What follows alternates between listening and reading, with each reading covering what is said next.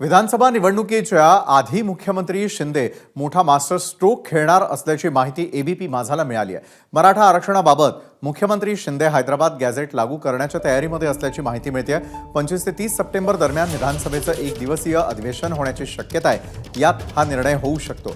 हैदराबाद गॅझेटचा मराठवाड्यातील मराठा समाजाला मोठा फायदा होणार आहे। जरांगे फॅक्टरचा लोकसभेत महायुतीला मोठा फटका बसलेला होता आणि त्यामुळे विधानसभेआधी मुख्यमंत्री मोठा मास्टर स्ट्रोक खेळण्याची शक्यता आहे।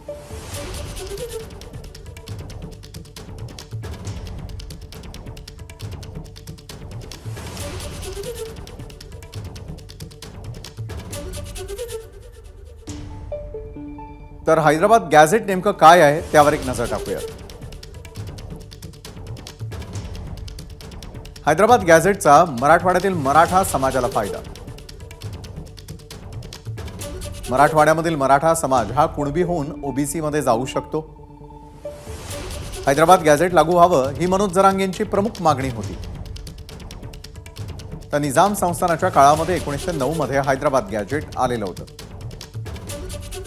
जरांगेंच्या मागणीनंतर सरकारची समिती हैदराबादला कागदपत्र तपासणीसाठी गेलेली। शिंदे समितीने सर्व कागदपत्र शासनाकडे जमा करताना अहवाल दिलाय। अहवालाच्या आधारे हैदराबाद गॅझेटनुसार आरक्षण देण्याच्या हालचाली सुरू असल्याचं कळतंय। हैदराबाद गॅझेट लागू करताना कायदेशीर बाबींचा विचार करावा लागणार।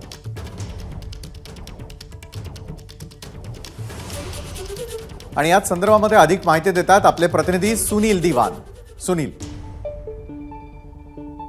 लोकसभेत नाराज मराठा समाजाकडून जो फटका बसला तो फटका टाळण्यासाठी आता मुख्यमंत्री एकनाथ शिंदे एक मोठा मास्टर स्ट्रोक खेळण्याची तयारीत आहेत।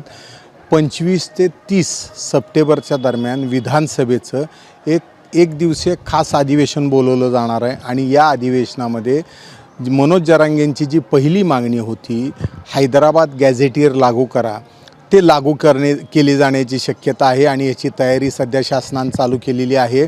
हैदराबाद गॅझेटियरमुळं मराठवाड्यातील मराठा समाजांना कुणबीमध्ये जाता येणार आहे, ओबीसीमध्ये जाता येणार आहे आणि यासाठीच सर्वात जास्त फटका ज्या मराठवाड्यात बसला होता तिथं आपण तातडीनं जी काय हालचाली करायला पाहिजे त्या दृष्टीने हे पाऊल उचलण्याची शक्यता आहे। मराठवाडा मुक्ती दिनाच्या दिवशी मनोज जरांगे 16 तारखेला रात्री 12 वाजता आमरण उपोषणाला बसणार आहेत आणि त्यांची जी मागणी आहे ती त्याच कालावधीत जर मंजूर केली तर नाराज मराठवाड्यातील मराठा समाज परत आपल्याला गोळा करता येईल ही त्यामागची भूमिका आहे आणि त्यामुळंच हा निर्णय घेतला जाणार आहे।